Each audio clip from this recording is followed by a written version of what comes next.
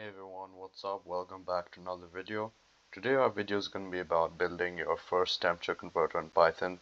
Basically what this project is about is you can make a program which will convert an input temperature from Celsius to Kelvin or from Kelvin to Celsius. So let's begin. Alright, so the first thing you need to do is you want to initialize a variable. So first you're going to need a variable to hold the final value after conversion. So we're going to keep on here. We're just going to set it to 0 for the time being. And next we're also going to need a variable which will contain the choice of what your user wants to do with his input temperature. So let's say for example he'd like to convert from Celsius to Kelvin. So he's going to input the word A. So this will store the choice he said, A. Alright, and we're also going to put the the function dot upper here with brackets here. We're going to put that here to make sure his input was all in capitals, because sometimes people can even put lowercase a. So just to save us the trouble, we're going to put capital A in order to just make sure it's in the correct format. And we're also going to need initial value, so we're going to keep it as this variable. We're going to name it like this, and we're going to put a float here. We need to convert this into a decimal, so we're going to put float here, and then the user just enters his temperature value. This is the value that's going to be converted.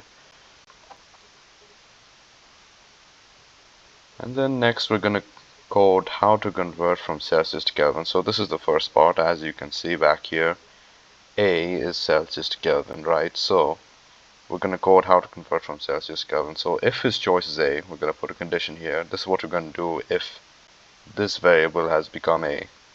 So let's start. Firstly, the scientific way to do this is you add, if you want to make something Kelvin, you're going to have to add to 273.15. You can even use 273, it's not a big deal.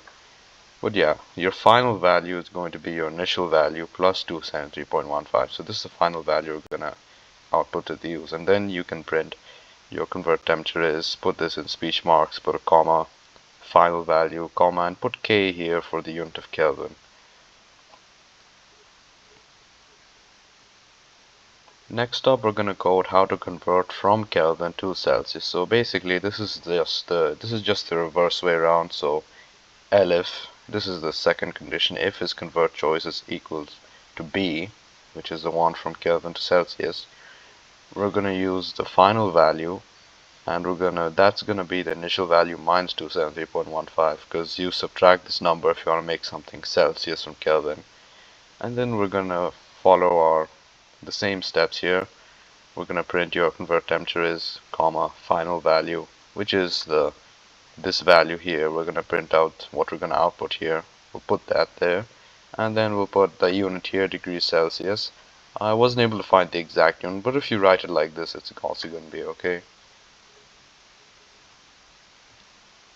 Next up, now there's a little problem with our code.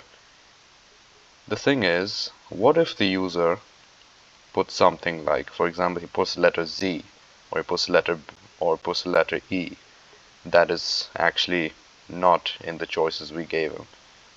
So what we're going to do here is we're going to use an else condition. So this else condition, it's basically going to cover all the other possibilities the user puts. So let's say he wants to put Z for some reason.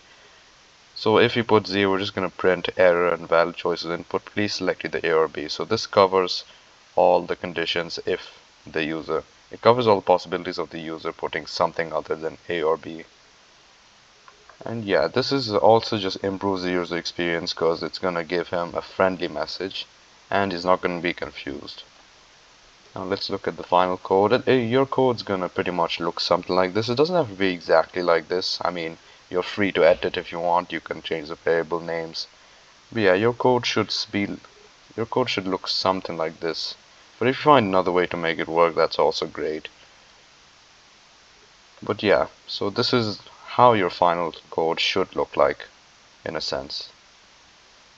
And yeah, that's the end of the video. Thank you so much for watching. I really hope this helped you. If you enjoyed, please like and subscribe. And yeah, and the best way to learn coding is just keep making your projects and just keep coding. That's the best way you can learn. And also, just goodbye, have a great day, and please check out our GitHub repository if you want to access all our beginner projects. And yeah, thank you. Thank you. Have a great day.